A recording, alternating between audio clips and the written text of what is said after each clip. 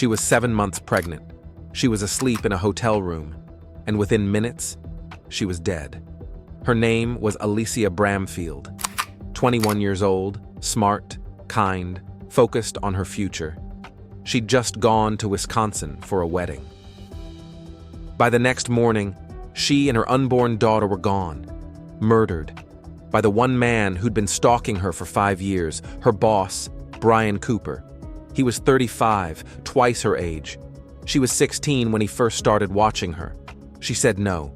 She reported him over and over again. No one stopped him. He rearranged her work shifts, threatened her job, forced her to run personal errands. She couldn't quit.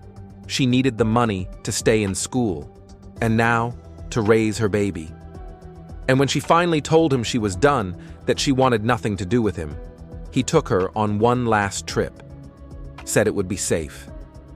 He lied. On the night of August 18th, 2012, at a remote resort in Wisconsin, Brian waited for her to fall asleep. Then he attacked. He used his bare hands. Alicia begged him to stop, begged him to spare her baby. He didn't. Then he posed her body, took photos, and left. The next morning, he walked into a gas station and said calmly, "Call 911. I killed her." This isn't a cold case. This isn't a story of mystery. It's a story of failure.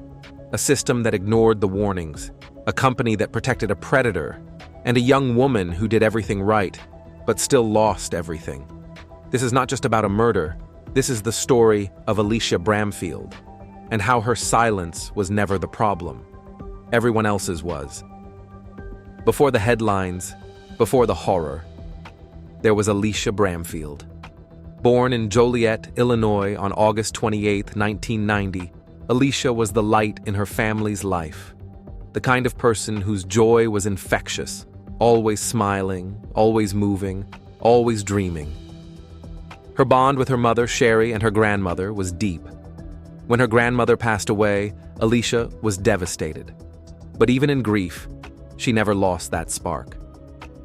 She was the second oldest of 5 siblings, a big sister to 3 brothers and a younger sister. Family meant everything to her.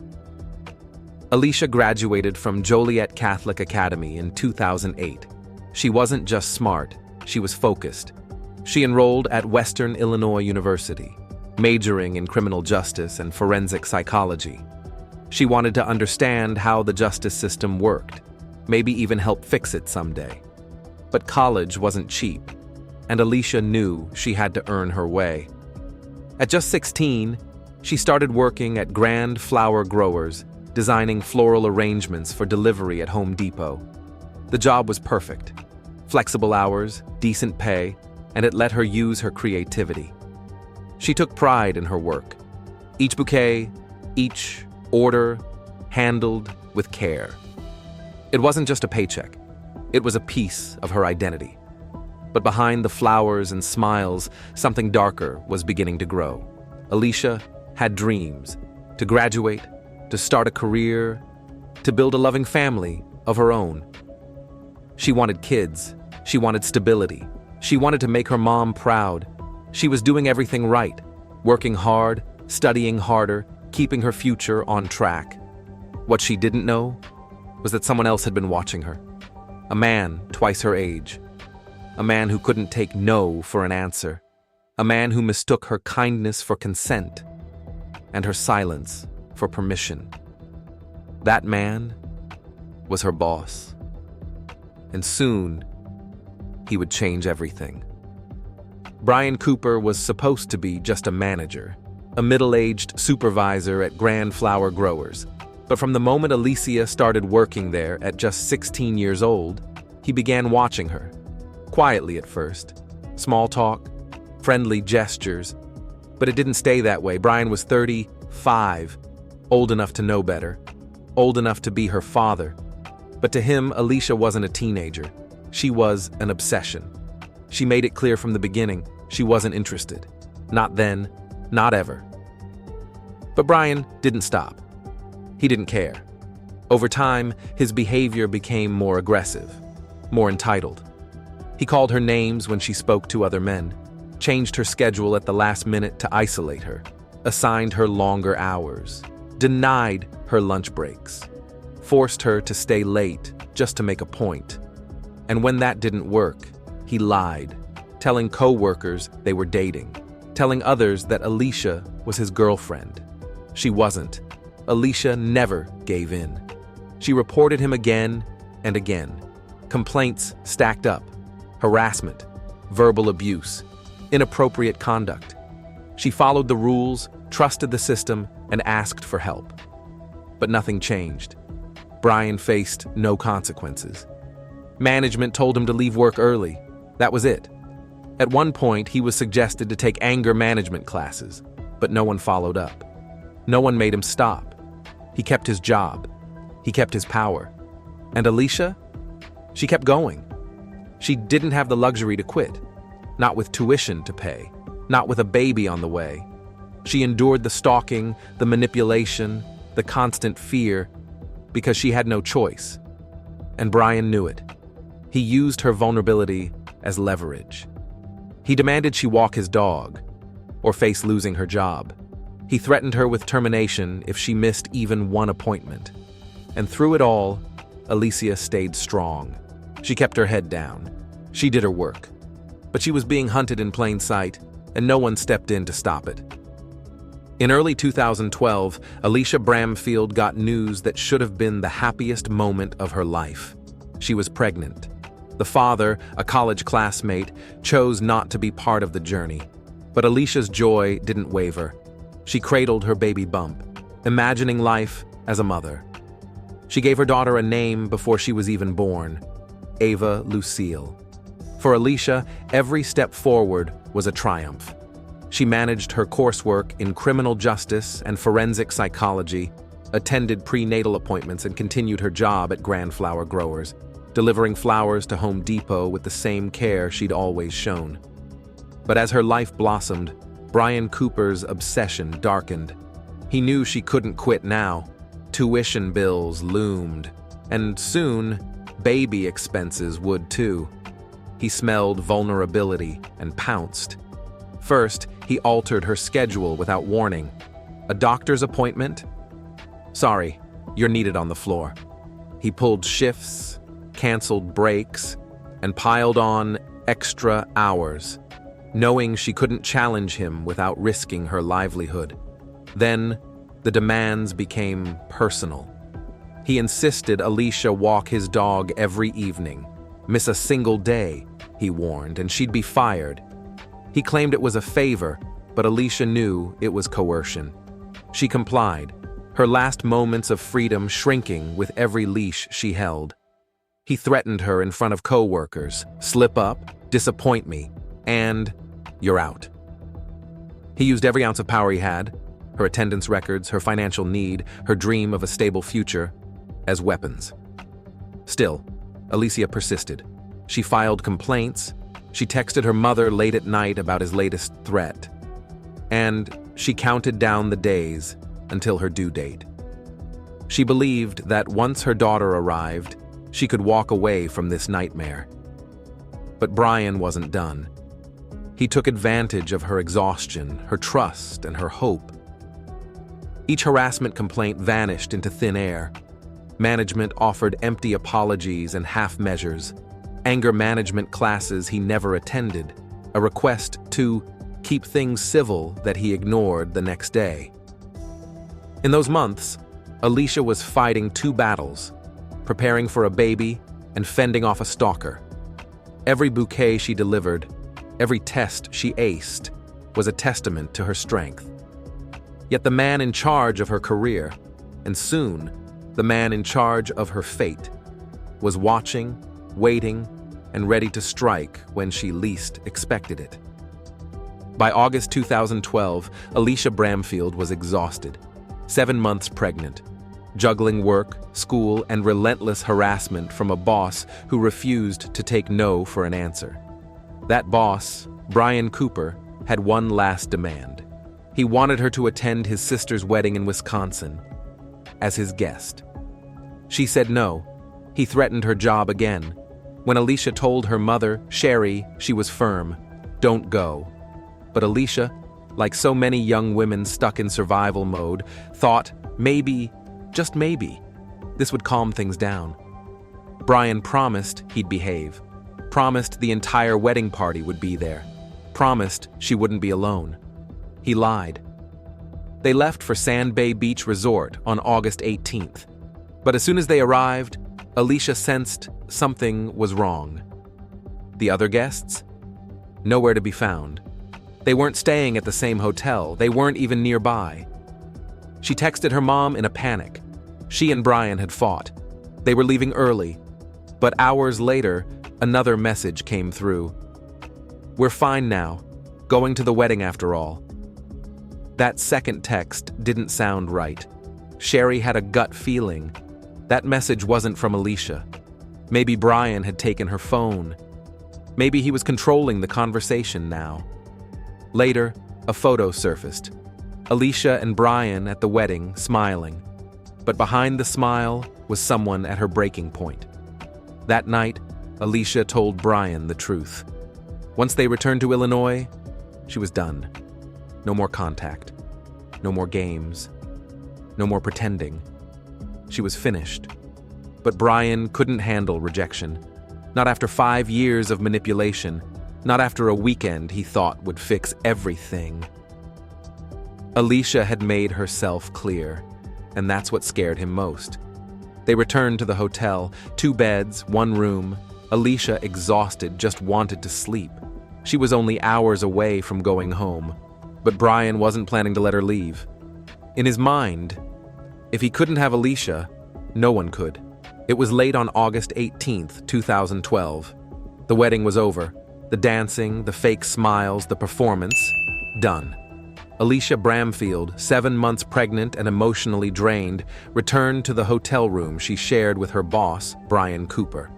2 beds, 1 room, no escape. She had been on her feet all day, fending off Brian's mood swings, dodging his controlling behavior. And now, finally, she just wanted to sleep. In the morning, they would drive back to Illinois. Her life with her daughter, Ava Lucille, would soon begin. But Brian had other plans. While Alicia slept, he sat on the couch, watching her, drinking, seething. He knew this was the end. The fantasy he had built, the idea that Alicia would one day love him, accept him, need him, was collapsing. He couldn't control her anymore. He couldn't bend her into the person he wanted her to be. So he did what predators do when they lose control. He snapped. He woke her up. One last time. He asked her, begged her, to go on a date with him. And when Alicia, exhausted and pregnant, said no, that one word was the final trigger. Brian lunged. He pinned her down. He strangled her with his bare hands. Alicia fought. She pleaded. She begged for her life and for her babies. But Brian didn't stop. He didn't stop until Alicia was dead, until her daughter was gone with her. Then, it got worse. He assaulted her body after death. He took photos, as if trying to preserve some twisted version of love. He covered her with a sheet, propped her head on a pillow, then stumbled to the bathroom and passed out in the tub. By the time the sun rose, Alicia and Ava were gone. Their lives ended by the one man Alicia had spent years trying to escape. And while her family waited for her to come home, her killer was already planning what to say next. The next morning, August 19th, 2012, Brian Cooper walked out of the hotel alone. His clothes were wet. He looked dazed, but his steps were steady. He entered a nearby gas station, his body trembling, his face pale. He approached the counter. Then calmly he said, "Call 911. I killed her." The cashier froze. Other customers turned in silence. This wasn't a man in distress. This was a man unburdening himself, as if he'd finally said out loud what he'd rehearsed in his mind all night. When police arrived, Brian didn't resist. He was eerily calm. He confessed to murdering Alicia Bramfield, but immediately he began rewriting the story. He told detectives that Alicia was his girlfriend, that they'd been dating, that he loved her, and couldn't handle the idea of losing her. He said they had an argument, that things got out of control, but every word was a lie. There was no relationship. Alicia had made that clear over and over again. For 5 years, she'd rejected his advances. For 5 years, she said no. She told coworkers, she filed complaints, she never reciprocated. And yet, here he was, trying to recast her as a willing partner to excuse the violence. Police rushed to the Sand Bay Beach Resort where Brian had left her. What they found was haunting. Alicia's body lay in bed, covered by a sheet. Her head rested on a pillow as if she were merely asleep. But she was not. And neither was her unborn daughter. 2 lives had been taken, 2 futures erased. Brian had staged the room, not to save her, but to sanitize the crime, to make it easier for him to tell his version, to make her look peaceful. But the truth couldn't be hidden. There was evidence. There were autopsy results. There were years of warnings, emails, texts, and ignored complaints. Alicia wasn't his partner. She was his victim. And now, the world would finally see who Brian Cooper really was. When police took Brian Cooper into custody, he had already confessed. He admitted to killing Alicia Bramfield. He admitted she said no. He admitted she wanted to leave. But even after that confession, the case didn't move quickly. And what came next revealed just how deep Brian's depravity ran. Investigators uncovered a disturbing pattern. Inside his home, and even in the hotel room, Brian had installed hidden cameras. He'd been recording Alicia without her knowledge. In the bathroom. In private moments. All without consent. They also discovered that Alicia wasn't his only victim. Other women had filed complaints at work. One woman quit after being touched inappropriately. Another spoke of relentless harassment. Nothing had been done. Then came the evidence. DNA confirming Brian's presence throughout the crime scene. Digital files of Alicia he had no right to possess. Surveillance footage, text messages, and 5 years of HR reports. There was no doubt about what happened, but Brian still tried to escape justice. His defense? He was drunk. Too intoxicated, he claimed, to form intent. Too drunk to know what he was doing. But the facts told a different story. He remembered every detail. He staged the scene. He walked to a gas station. He confessed, calmly, clearly, deliberately. The prosecution argued that Brian planned this, that he took Alicia away from home, isolated her, manipulated her, then waited for his moment. The first trial ended in a hung jury, not because the evidence wasn't clear, but because justice isn't always swift. But the second trial, in 2014, brought resolution. Brian Cooper was found guilty of 2 counts of first-degree intentional homicide, 1 for Alicia and 1 for her unborn daughter, Ava Lucille. He was sentenced to 2 life terms in prison without the possibility of parole. He now resides at Wisconsin's Dodge Correctional Institution, the same maximum security prison that once held notorious killers like Jeffrey Dahmer and Ed Gein. He will never walk free again.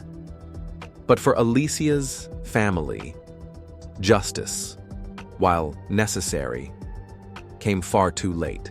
After the trial ended, after the guilty verdict was read, after the man who stole her daughter's life was locked away, Sherry Bramfield was left with the silence of a daughter's voice gone, the emptiness of a nursery that would never be filled, and the weight of grief no mother should ever have to carry. For a time, Sherry was consumed by anger at Brian Cooper, anger at the companies who ignored Alicia's warnings, and anger at herself, the guilt every grieving parent knows too well. But out of that pain, she created something powerful. She called it the Purple Project, named for Alicia's favorite color and launched in honor of both Alicia and baby Ava. What began as a personal tribute became a mission of compassion. The Purple Project supports single mothers, especially those in financial hardship, women like Alicia, who stayed in a dangerous job because she couldn't afford to leave.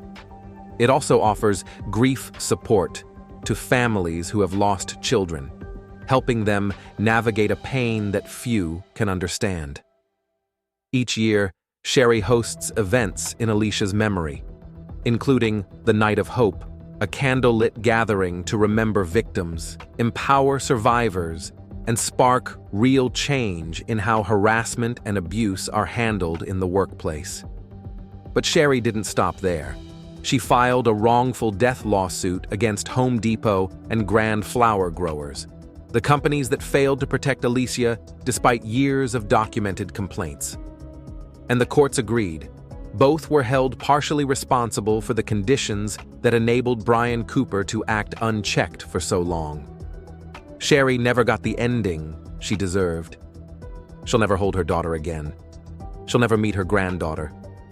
But through the Purple Project, Alicia's spirit lives on, not as a victim, but as a voice, a legacy, a light, because Sherry refused to let her story end with silence. Alicia Bramfield did everything right.